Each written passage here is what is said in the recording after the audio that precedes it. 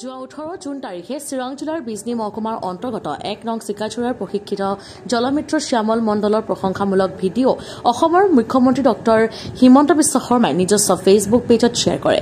এই লৈ মুখ্যমন্ত্ৰীক ধন্যবাদ জনায় জলমিত্ৰ শ্যামল মণ্ডলে। বিজনী জনস্বাস্থ্য কাৰিকৰী বিভাগ বিজনী উপসংমণ্ডলৰ অধীনত 1 নং চিকাছুৰা পানী যোগান আঁচনিৰ কেন্দ্ৰৰ জলমিত্ৰ শ্যামল মণ্ডলে নিষ্ঠা সততাৰে যোৱা মনোভাৱপন্ন পদক্ষেপেৰে কৰ্ম কৰা প্ৰশংসামূলক ভিডিঅ' অসম চৰকাৰৰ মুখ্যমন্ত্ৰী ডক্টৰ হিমন্ত বিশ্ব শৰ্মাই নিজস্ব ফেচবুক পেজত শ্বেয়াৰ কৰে। আজি সংবাদ মাধ্যমৰ যোগে অসমৰ মুখ্যমন্ত্ৰী ডক্টৰ হিমন্ত বিশ্ব শৰ্মাক ধন্যবাদ জ্ঞাপন কৰে জলমিত্ৰ শ্যামল মণ্ডলে।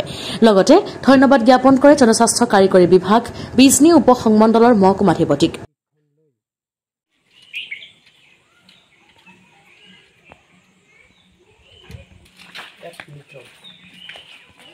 চৰকাৰী পদক্ষেপৰ জৰিয়তে অধ্যৱসায় আৰু সবলীকৰণৰ এক জোৰদাৰ কাহিনী।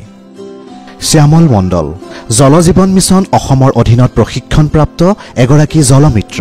বিজনী সংমণ্ডলৰ অধীনত চিকাজৰা নলযুক্ত পানী যোগান আঁচনিৰ ব্যৱহাৰকাৰীসকলক নলযোগে খোৱা পানী যোগান আঁচনি প্ৰদান কৰাত গুৰুত্বপূৰ্ণ ভূমিকা পালন কৰিছে তেওঁ।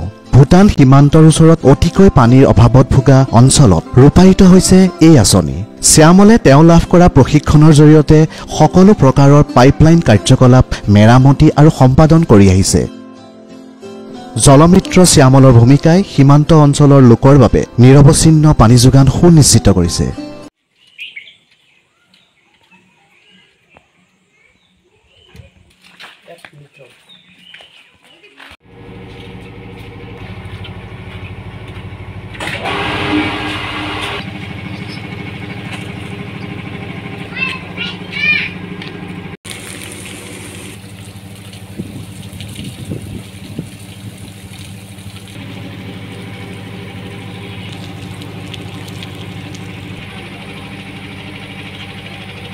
মই শ্যামল মণ্ডল।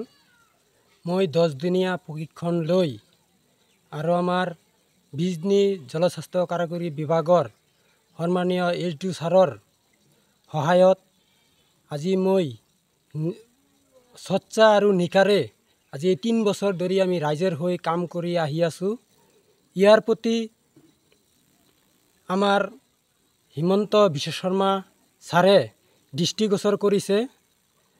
তেখেতক মই বহুত ধন্যবাদ দিছোঁ আৰু লগতে আমাৰ বিজনী জলস্বাস্থ্য কাৰিকৰী বিভাগৰ সন্মানীয় SDO ছাৰকো বহুত ধন্যবাদ দিছোঁ। কিমান বছৰ ধৰি কাম কৰি আছে? আজি 3 বছৰ হ'ল। মই 3 বছৰ ধৰি কাম কৰি আহি আছোঁ। কোনটো বিভাগৰ আণ্ডাৰত? জলস্বাস্থ্য কাৰিকৰী বিভাগ। আপোনালোকে ইমান সময় ধৰি চাই আছে চিলাৰায় লাইভ।